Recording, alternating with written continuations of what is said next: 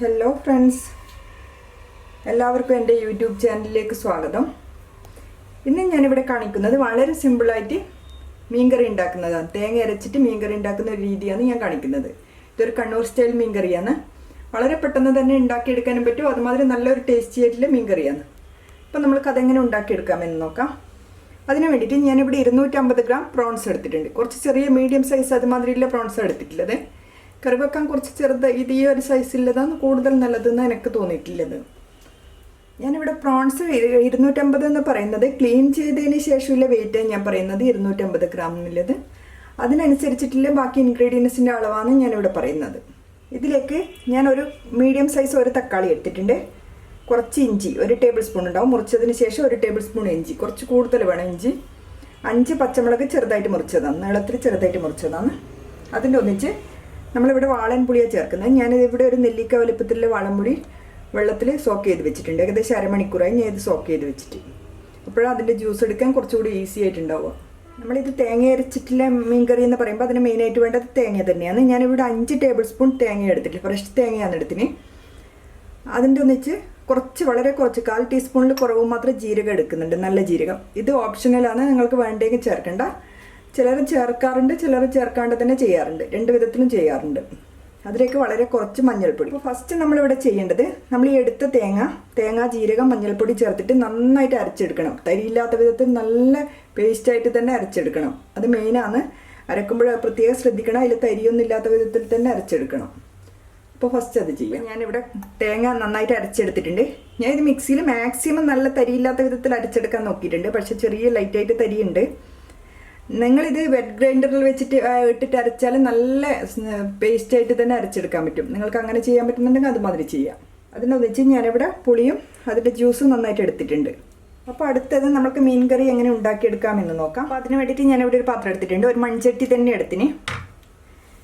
അതിലേക്ക് നമുക്ക് ഓരോ ഇൻഗ്രീഡിയൻസ് ആയിട്ട് ചേർത്ത് കൊടുക്കാം.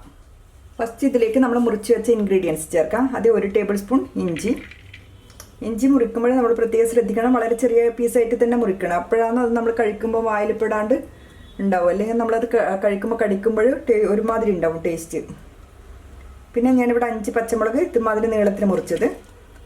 ഇത് ഞാൻ പ്രത്യേകിച്ച് 5 പച്ചമുളക് ചേർക്കാൻ കാരണം, നമ്മൾ നോർമലായിട്ട് ഇതിൽ കൂടുതൽ വേറെ ചില്ലി പൗഡറൊന്നും കൂടുതൽ ചേർക്കില്ല. വളരെ കുറച്ച് മാത്രമേ ചില്ലി പൗഡർ ചേർക്കുള്ളൂ. കാരണം ഇതൊരു യെല്ലോ കളറിലുള്ള കറിയായിരിക്കും. അപ്പോൾ മഞ്ഞൾപ്പൊടി മാത്രമാണ് ചേർക്കുന്നത്. കൂടുതൽ ചില്ലി പൗഡർ വളരെ കുറച്ച് മാത്രമേ ചേർക്കുള്ളൂ. അപ്പോൾ നമ്മൾ എരിവിന് വേണ്ടിയിട്ട് ഇത് പച്ചമുളക് ആവശ്യത്തിന് ചേർത്ത് കൊടുക്കണം. അതുകൊണ്ടാണ് ഞാനിവിടെ 5 പച്ചമുളക് എടുത്തത്. അതിലേക്ക് ഒരു തക്കാളി നിങ്ങൾ ഇഷ്ടമുള്ള മാതിരി മുറിച്ചെടുക്കുക, കുഴപ്പമൊന്നുമില്ല. അതിലേക്ക് ആവശ്യത്തിന് ഉപ്പ് ചേർത്ത് കൊടുക്കുക. ഞാൻ 1 ടീസ്പൂൺ ഉപ്പ് ചേർക്കുന്നുണ്ട്. ഇപ്പം വേണമെങ്കിൽ അതിന് ബാക്കി വേണമെങ്കിൽ നോക്കിയിട്ട് ചേർത്ത് കൊടുക്കാം. ഇതിൻ്റെ ഒന്നിച്ച് 1/4 ടീസ്പൂൺ ചില്ലി പൗഡർ ചേർക്കുന്നുണ്ട്. കൂടുതൽ ചേർക്കണ്ട. അതേ പ്രത്യേകിച്ച് വീണ്ടും പറയുന്നത്, ഇതൊരു മഞ്ഞ കളറിലെ കറിയായിരിക്കും. അതുകൊണ്ട് നമ്മൾ കുറച്ച് മാത്രമേ ചില്ലി പൗഡർ ചേർക്കാൻ പാടുള്ളൂ.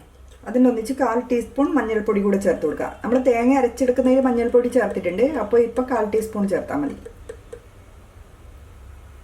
അതിനുശേഷം നമ്മൾ ഇതെല്ലാം ഒന്ന് നന്നായിട്ട് മിക്സ് ചെയ്യണം. കൈ വെച്ചിട്ട് നന്നായിട്ട് ഇതുമാതിരി ഉടച്ചു കൊടുക്കണം. അപ്പോഴാ ആ ഒരു ടേസ്റ്റ് വരുമല്ലോ.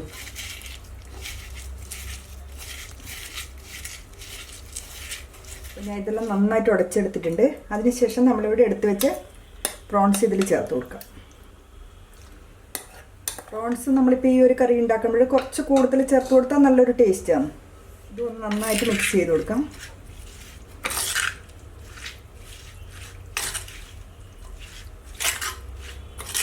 ഇതുകൂടാണ് നിങ്ങളിപ്പോൾ ചെമ്മീൻ ഇതുമാതിരി മിക്സ് ചെയ്തതിന് ശേഷം കുറച്ച് സമയം മാറ്റി വെക്കുന്നുണ്ടെങ്കിൽ ചെയ്യാം. അപ്പം നന്നായിട്ട് പിടിച്ച് കിട്ടും. പക്ഷെ ഞാനിപ്പോഴും ചെയ്യുന്നില്ല, ഇപ്പം തന്നെ പെട്ടെന്ന് തന്നെ ഉണ്ടാക്കിയെടുക്കുന്നതാണ്. അടുത്തത് ഇതിലേക്ക് നമ്മളിവിടെ പിഴിഞ്ഞെടുത്ത് പുളിവെള്ളം ചേർത്ത് കൊടുക്കാം. ഞാൻ കുറച്ച് വെള്ളത്തോട് കൂടി തന്നെ പിഴിഞ്ഞെടുത്തില്ല. നമ്മളിത് കുറച്ച് ഒരു ഒഴിച്ച് കറി മാതിരിയേ ഉണ്ടാവുക. അതുകൊണ്ട് കുറച്ച് വെള്ളം കൂടുതലായാലും കുഴപ്പമൊന്നുമില്ല. ഞാൻ ഇപ്പോൾ ഇത് വെള്ളം ചേർക്കുമ്പോൾ ഇത് ഫുള്ളായിട്ട് ഫസ്റ്റ് ചേർക്കുന്നില്ല, കുറച്ച് മാറ്റി വെക്കാം. വേണമെങ്കിൽ മാത്രം ചേർത്ത് കൊടുക്കാം. അതുമാതിരി പുളീൻ്റെ അളവ് എന്ന് പറയുമ്പോൾ ഞാനിപ്പോൾ നിങ്ങളോട് പറഞ്ഞാലും അതിൽ മാറ്റങ്ങളുണ്ടാവും. ഓരോരുത്തർക്ക് പുളീൻ്റെ ഒരു ടേസ്റ്റ് കൂടുതൽ കുറവ് അതുമാതിരി ഉണ്ടാവും. അതുകൂടാണ്ട് നമ്മൾ എടുക്കുന്ന പുളീൻ്റെ ആ ഒരു പുളിപ്പ് ടേസ്റ്റ് വ്യത്യാസം ഉണ്ടാവും. അപ്പോൾ അതുകൊണ്ടാണ് ഞാനിവിടെ ഏകദേശം നെല്ലിക്ക വലിപ്പം എന്ന് മാത്രമേ പറഞ്ഞിട്ടുള്ളൂ. പക്ഷെ അതിലും വ്യത്യാസം ഉണ്ടാവും. അതിനുശേഷം ഞാനിവിടെ അരച്ച് വെച്ച് കോക്കനട്ട് പേസ്റ്റ് ഇതിൽ ചേർത്ത് കൊടുക്കുന്നു. ഞാനിത് ഫുള്ളായിട്ട് ഇതിൽ ചേർക്കുന്നുണ്ട്. ഇതിൻ്റെ ഒന്നിച്ച് നമുക്കൊരു അരക്കപ്പ് വെള്ളം കൂടി ചേർക്കണം. കുറച്ച് ലൂസായിട്ട് തന്നെ വേണം, നന്നായിട്ട് തിളച്ചൊന്ന് കുറുകി വരണം. അതിന് വേണ്ടിയിട്ട് കുറച്ചുകൂടെ വെള്ളം ചേർത്ത് കൊടുക്കാം. ഞാൻ അതേ പാത്രത്തിൽ തന്നെ കുറച്ച് വെള്ളം എടുത്തിട്ടുണ്ട്, അത് ചേർത്ത് കൊടുക്കാം. ഇത് നന്നായിട്ട് മിക്സ് ചെയ്തിട്ടുണ്ട്. അതിനുശേഷം നമ്മളിതിൽ വേണമെങ്കിൽ നോക്കിയിട്ട് ഉപ്പ് അല്ലെങ്കിൽ പച്ചമുളക് കൂടുതൽ വേണമെങ്കിൽ അതിൽ ചേർത്ത് കൊടുക്കണം. അപ്പോൾ നമ്മൾക്കിത് സ്റ്റൗവിലേക്ക് മാറ്റാം. ഇത് നമ്മൾ ഫസ്റ്റ് വെക്കുമ്പോൾ ഫുൾ ഫ്ലെയിമിൽ തന്നെ വെച്ചിട്ട് ഒരു 5 മിനിറ്റ് നന്നായിട്ട് തിളക്കാൻ വിടണം. അതിനുശേഷം മീഡിയം ഫ്ലെയിമിലേക്ക് മാറ്റാം. അതുകൂടാണ്ട് നമ്മളിത് തിളക്കുന്ന സമയം സ്പൂണിട്ടിട്ട് ഇളക്കി കൊടുക്കാൻ പാടില്ല. നമ്മൾ വേണമെങ്കിൽ ഒന്ന് നന്നായിട്ട് ചുറ്റിച്ചെടുത്താൽ മതി. ഈ മൺചട്ടിയിൽ നിന്ന് നന്നായിട്ടൊന്ന് ചുറ്റിയെടുത്താൽ അത് നന്നായിട്ട് മിക്സ് ആയിട്ട് വരും. ഏകദേശം ഇവിടെ 5 മിനിറ്റായി നന്നായിട്ട് തിളക്കുന്നത്. ഞാൻ ഇതിപ്പോൾ ടേസ്റ്റ് ചെയ്ത് നോക്കിനി. ഇതിൽ കുറച്ച് ഉപ്പ് കുറവുണ്ട്, ഞാൻ കുറച്ച് ഉപ്പ് ചേർത്ത് കൊടുക്കുന്നുണ്ട്. അതിനുശേഷം നമ്മളിത് മീഡിയം ഫ്ലെയിമിൽ വെച്ചിട്ട് ഒരു 3 മിനിറ്റ് കൂടെ ഇതുമാതിരി ഒന്ന് കുറുക്കിയെടുക്കണം, ഒന്ന് വെറ്റിച്ചെടുക്കണം. അപ്പോൾ ഇത് എനിക്കിപ്പോൾ ആവശ്യത്തിന് കുറുകിയിട്ടുണ്ട് ഈ ഒരളവിൽ. ഇനി നമ്മൾ ഫ്ലെയിം ഓഫ് ആക്കിയതിന് ശേഷം ഈ ഒരു ചട്ടിയിൽ കിടന്നിട്ട് ഇത് നന്നായിട്ട് ഒന്നുകൂടെ കുറുകി വരും. അപ്പോൾ ഈ ഒരളവിൽ നമ്മളിവിടെ ഓഫാക്കി കറക്റ്റായിട്ട് അതിൻ്റെ ഒരു പാകത്തിന് നമ്മൾക്ക് എടുക്കാൻ പറ്റും. അതിനുശേഷം ലാസ്റ്റ് ഇതിൽ നമ്മൾക്ക് ഫ്രഷായിട്ട് കറിവേപ്പില ചേർത്ത് കൊടുക്കാം. കൂടാണ്ട് നമ്മൾക്കിതിപ്പം താളിച്ച് ചേർക്കാൻ ഇഷ്ടമുണ്ടെങ്കിൽ ചെറിയ ഉള്ളി ഇത് വെളിച്ചെണ്ണയിലൊന്ന് താളിച്ച് ചേർത്താൽ മതി. 1 ടേബിൾ സ്പൂൺ വെളിച്ചെണ്ണ ഒഴിച്ചിട്ട് ഒരു 3-4 ചെറിയ ഉള്ളി ചെറുതായിട്ട് മുറിച്ചിട്ട് താളിച്ച് ചേർത്താൽ മതി. ഞാൻ ഇപ്പോൾ ഇതിൽ കുറച്ച് വെളിച്ചെണ്ണ ഒഴിച്ചു കൊടുക്കുന്നുണ്ട്. ഡയറക്റ്റായിട്ട് തന്നെ പച്ച വെളിച്ചെണ്ണ തന്നെ ഒഴിക്കുന്നത്. ഞാനൊരു 1/4 ടീസ്പൂൺ, ഒരു ഫ്ലേവറിന് വേണ്ടിയിട്ട് മാത്രമാണ്. അപ്പോൾ ഇത് റെഡിയായി. ഇവിടെ ഫ്ലെയിം ഓഫ് ആക്കാം. അപ്പം ഞാനിവിടെ ഫ്ലെയിം ഓഫ് ആക്കിയിട്ടില്ലത്. ഇത് ഈ ചട്ടിയിൽ കിടന്നിട്ട് വീണ്ടും നന്നായിട്ട് തിളക്കുന്നുണ്ട്. ഇത് നന്നായിട്ട് ഒന്നുകൂടെ കുറുകി വരും. അതുകൊണ്ടാണ് ഞാൻ പറഞ്ഞത് നമ്മൾക്ക് ഏതൊരളവിലാണ് ഇതിൻ്റെ ഗ്രേവി വേണ്ടത് അതിനേക്കാൾ കുറച്ച് മുമ്പേ ഇത് ഓഫാക്കണം. നമ്മൾ ഇതുമാതിരി മൺചട്ടിയിൽ ചെയ്യുമ്പോഴാണ് അതുമാതിരി ശ്രദ്ധിക്കേണ്ടത്. നോർമൽ നമ്മൾ സ്റ്റീലിൻ്റെ അല്ലെങ്കിൽ അലുമിനിയത്തിൻ്റെ പാത്രത്തിലെല്ലാം ചെയ്യുമ്പോൾ അതേ നോർമൽ പെട്ടെന്ന് തണുത്ത് വരും. അപ്പം നമ്മളെ കറി റെഡിയായി. നാടൻ തേങ്ങ അരച്ച ചെമ്മീൻ കറി. ഞാൻ ഇത് ഫസ്റ്റിൽ തന്നെ പറഞ്ഞായിരുന്നു, ഇത് കറിക്കൊരു യെല്ലോ കളറാണ്. ഇതുമാതിരി ഉണ്ടാവുക. നിങ്ങൾക്ക് കൂടുതൽ ഇതുമാതിരി ചില്ലി പൗഡറെല്ലാം കൂടുതൽ ചേർക്കണമെങ്കിൽ ചേർത്ത് കൊടുക്കുക, കുഴപ്പമൊന്നുമില്ല. പക്ഷെ നോർമലായിട്ട് ഈ ഒരു കറി എന്ന് പറയുമ്പോൾ ഈ ഒരു കളറിലാണ് ഉണ്ടാവുക. അതുകൊണ്ടാണ് ഞാൻ ആ പ്രത്യേകം പറഞ്ഞത്. അപ്പോൾ നിങ്ങളെല്ലാവരും ട്രൈ ചെയ്ത് നോക്കണം.